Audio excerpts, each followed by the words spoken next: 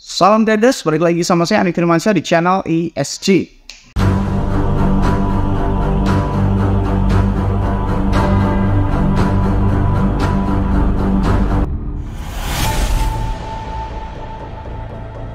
Oke, kali ini kita akan membahas tentang perbandingannya betapa pentingnya kalian memilih sebuah exchange, oke? Seperti yang kalian tahu bahwasanya saya membuka copy trading service yang didasarkan dari dua market ya, yang dimana ya begitulah gitu. Saya juga manusia, bisa loss dan sebagainya. Dan memang akhir-akhir ini sangat buruk sekali berbanding terbalik dengan market Fairpoint yang selama ini kurang lebih sudah sekitar 1-2 minggu sudah saya mainkan. Berbeda jauh sekali tentang profitnya.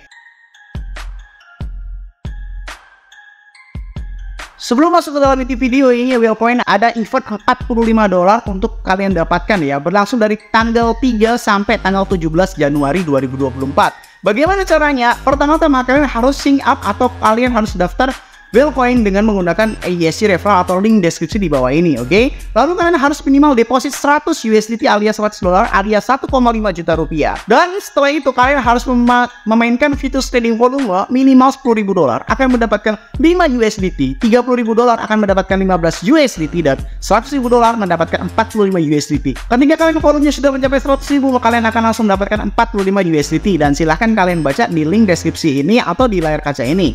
Oke, nomor pertama peraturannya, user harus KYC level 1, oke? Nomor 2, 3, 4 dan lain sebagainya bisa kalian baca ya, oke? Intinya, deposit $100, mainkan hingga 100.000 USDT volume virus dan kalian akan bisa mendapatkan $45. Bonus akan dikirim setelah 7 hari kerja.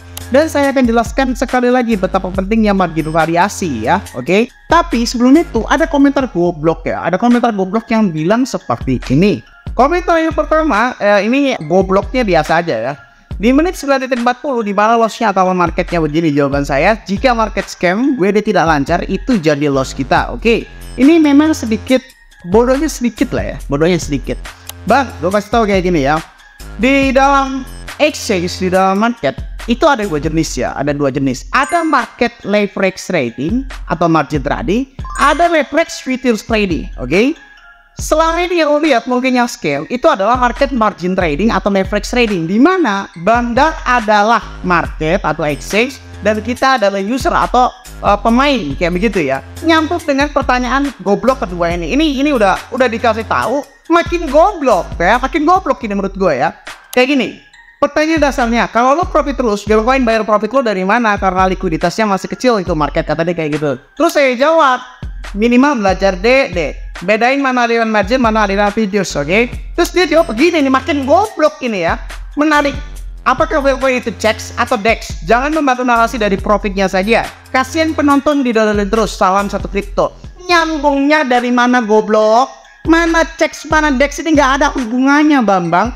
Checks juga ya, namanya centralized exchange, itu ada dua macam, ada margin dan leverage trading, ada juga futures trading. Lo kalau misalkan gue tanya kan gue bilang, bedain mana margin, mana futures. Walaupun lo pakai checks, itu dibagi lagi bos. Lo belajar dulu makanya deh ya, dibagi dulu. Dari check ini dibagi lagi, ada margin trading, ada futures trading. Di dalam DEX juga ada lagi. Di DEX itu juga bisa margin trading, bisa futures trading.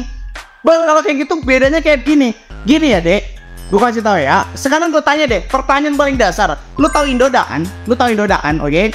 Lu tahu Indodax. Terus banyak sekali orang pamer profit ratusan ribu, jutaan, miliaran. Si Timothy Ronald itu kan profitnya miliaran. Gue tanya, itu duitnya dari Indodax apa bukan dek? Coba lu pikir dulu ya dek sebelum komentar ya. Timothy Ronald, misalkan ada semua orang yang profit miliaran, emang itu dibayar pakai Indodax? Emang Indodax yang bayar dia miliaran kayak gitu? Ya enggak lah dek ya. Di mana-mana itu kalau market yang ada pending ordernya, oke, ya yang bayar itu ya usernya, tradernya. Mau profit 1 miliar 2 miliar nggak peduli exchange tersebut, Indodax nggak peduli ya. Jadi yang bayar itu tetap usernya. Dari mana? Dari pending ordernya. Di dalam Wellpoint juga ada nih pending ordernya. Di dalam futures trading atau leverage trading itu juga ada dua macam dek.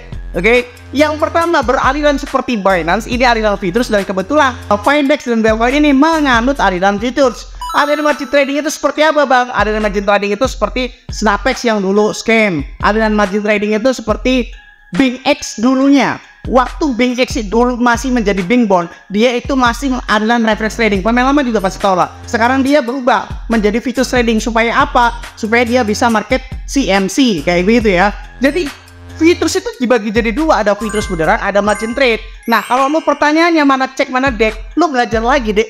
Cek dan deck itu juga dibagi dua. Kalau margin trading itu taruhan, bedanya apa bang? Kalau margin trading ini nggak ada pending ordernya, nggak ada order booknya, jadi semuanya instan kayak forex. Jadi market bandar versus kita. Tapi kalau misalkan futures trading itu ada pending ordernya, baik di dalam FedEx ataupun di dalam Wellcoin. Oke, lu benar kalau misalnya likuiditasnya masih kecil, tetapi setidak-tidaknya gue lebih yakin modal gue lebih gede daripada lo. Gue yang modal ratusan juta aja, semuanya tereksekusi walaupun memang jarak ekspresi memang jauh, dilihat ya. 43, 429, di sini 452, di sini 475. Berbeda tuh dengan FedEx yang sangat tipis sekali tuh. 51 ini juga 46 dan ini bergeraknya juga kenceng. Tapi setidak-tidaknya tetap bisa membayar dari pending order tersebut karena ada market maker. Oke? Anjir, jadi panjang banget 5 menit. Oke, terus balik lagi ke intinya ya. Perbedaannya ya, kalau misalkan Sandbox kemarin memang saya akuin loss, lihat ya.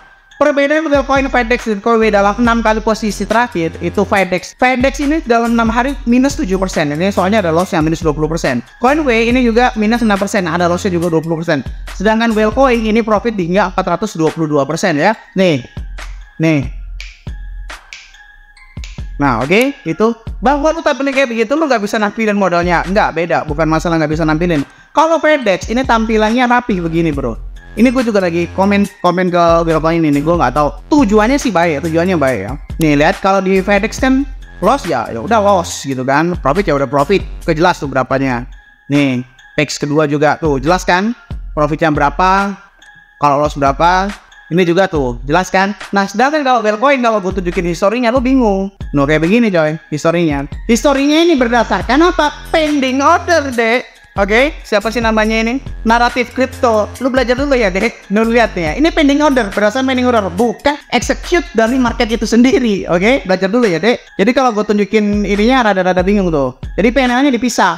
Jadi satu kali transaksi itu gue bisa 100 kali history gitu kan, 100 kali history. Kenapa bisa 100 kali history? Sesuai dengan pendingan ordernya nih. Contohnya PNL-nya $2, $6, $12 digabungin. Jadi nih contoh nih ya, ini PNL kan $16, $14. Ini cuma satu kali open posisi, padahal gue misalkan profit 50%, tapi ininya PNL-nya itu lebih dari satu open posisi, bisa 10 sampai 50 PNL seperti ini kayak gitu ya. Lu cobain sendiri di dalam market exchange Wellcoin. Niat yang baik supaya apa? Supaya tahu kalau misalnya kita tuh terexecute-nya seperti ini. Maka dari itu ada market yang namanya marker only, ada IOC, FOK.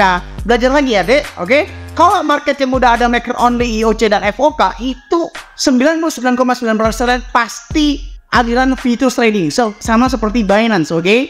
Jadi futures trading itu layaknya spot, ada pending order sendiri, oke? Lu belajar dulu makanya. Nih, ini terkesan jauh banget 422%, oke? Ini gue kurang minus 75, ini 75 gue kurangin, taruhlah sekitar 350% ya, 350% doang, 75 kok nggak dihitung. 75 nya ini gue ngetes pakai margin kecil nih ya. Nih gue cuma pakai margin $100 waktu itu ya, $100 apa $200 gitu ya. Jadi sekitar 350% dari kurang lebih $1000. Berarti total profitnya ini sekitar $3500. Gue open posisinya berapa bang? $1000 kalau misalkan di dalam Wellcoin. Kalau di dalam market FedEx itu gue opennya $2000, tapi dapatnya dikit-dikit. Ini aja minus bro, minus 7%, ini minus 6%. Kenapa bisa seperti itu kayak gini? Yang pertama, lu nggak akan paham betapa salahnya pada saat terjadinya halving. Gue sumpah demi apapun, gue bukannya nakut-nakutin kalian, oke? Pada saat halving itu fluktuatifnya tajam banget, parah banget. Bagi trader-trader pemula, jangan kan ada pemula, trading yang udah profesional aja pasti gocek kalau misalnya dalam halving trading ini, oke? Halving itu lu cek aja anjir, pakai time frame 1 menit, wah apalagi kegoceknya parah. 1 menit 5 menit ini digocek naik, digocek ke atas nih. Walaupun ini terkesan sedikit, menurut sedikit ya, 42.800 ke 43.000. Kalau pakai leverage 100 kali lipat, 50 kali lipat, 25 kali lipat, udah floating sampai liquid atau margin call, oke? Kalau misalnya lu tidak menguasai margin variasi atau tidak adanya margin variasi di dalam exchange, gue jamin pada saat 23 bulan ke depan margin lu pasti habis, oke? Karena betapa pentingnya margin variasi, silakan lu cobain sendiri aja. Gimana caranya memakai margin variasi? Sangat gampang kok. Untuk memakai margin variasi itu ada di dalam video ini.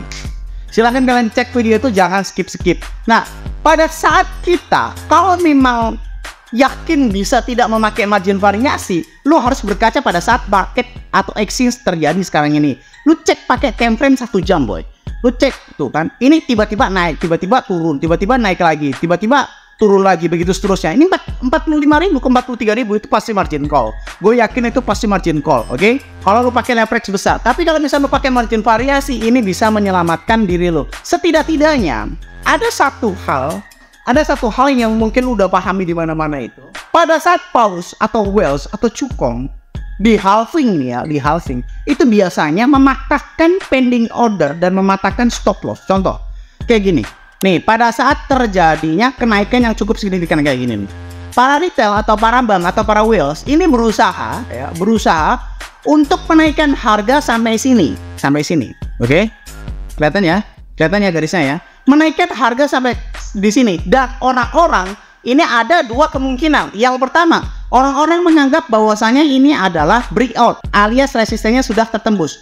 Apabila orang sudah menembus resisten seperti ini, ada dua macam orang yang berada di dalam pending order. Kenapa pun seperti itu? Karena kalau orang yang beli butuh orang yang jual, orang yang jual butuh yang beli. Begitu pula sebaliknya. Pada saat orang yang open posisi short di area sini udah jelas kena stop loss di sini, oke? Dan orang yang mau open posisi pasti orang rata-rata buy long, jarang banget yang sell short karena follow the trend kayak gitu. Ada dua macam yang sudah dimakan oleh whales dan para paus atau para cukong atau para bandar atau para bank. Pada saat terjadinya seperti itu, maka akan diakibatkan reversal. Mereka akan melepas seluruh asetnya mereka karena memang sudah untung seperti itu, bro. Akibatnya apa? Ya udah, akhirnya harga dump sedemikian rupa. Orang-orang yang tadinya open long udah margin call di sini, oke? Dan orang-orang yang tadinya open short di sini udah kena stop loss duluan di sini, bro. Jadi nggak bisa. Fungsinya margin variasi atau fungsinya apa yang saya jelaskan kali ini, pada saat terjadinya hal seperti ini, rata-rata nih ya, pada saat halving semua itu main gocekan, oke? Gocekan itu seperti apa, bang? Naik turun, naik turun, naik turun. Nah, kalau bilang bahwasanya bang, gocekan bisa dihindari kan? Bisa dihindari dari mana kalau misalnya leverage lu besar? Satu-satunya jalan itu ya udah, caranya adalah memakai margin variasi. Betapa pentingnya margin variasi tersebut. Sekali lagi saya bilang, cross margin berbeda dengan margin variasi. Lu cek video ini, ya lu bandingin bahwasanya betapa gilanya margin variasi. Dan kalau cross margin itu tidak mengubah leverage, sedangkan margin variasi itu mengubah leverage. Contoh, lu pakai cross margin ya, lu pakai cross margin, leverage-nya nggak berubah, fluktuatifnya tetap kenceng, sama aja bohong. Sedangkan kalau lu pakai margin variasi, leverage-nya berubah, bos. Leverage-nya berubah. Jadi kesimpulannya di dalam video ini adalah, gue mau menyampaikan pada saat halving ini terjadi, banyak sekali gocekan-gocekan yang akan ngedump atau ngepump secara instan, oke? Dalam menegul ini ya udah, lu pakai leverage kecil. Tapi kalau pakai leverage kecil lu nggak puas, lu pakai leverage besar dan pakai margin variasi. Setelah harganya sesuai dengan tren lu decrease margin variasinya. Leverage yang tadinya lu turun, contoh, lu pakai leverage 100 kali lipat. Kalau lu pakai cross margin, tetap aja kan leverage-nya 100 kali lipat. Tapi kalau lu pakai margin variasi, leverage 100 kali lipat ini bisa berubah menjadi 10 kali lipat. Oke, minus lu bisa jauh. Dan pada saat trend ini sesuai dengan open posisi lu, kalau cross margin nggak bisa apa-apa. Kalau margin variasi tinggal di decrease. Oke, tinggal di decrease atau tinggal diambil modal margin variasi yang tadi diamankan, maka leverage 10 kali lipat tadi akan menjadi 100 kali lipat. Itulah kehebatan margin variasi. Oke? Semoga bermanfaat video kali ini saya sampaikan. Jangan lupa klik like, comment, subscribe. Logikanya kalau kalian nggak subscribe, ngapain saya buat video lagi? Dan share ke teman kalian yang tahu apa yang kalian tahu. Saya Arif Firmansyah, use your logic, dan salam traders.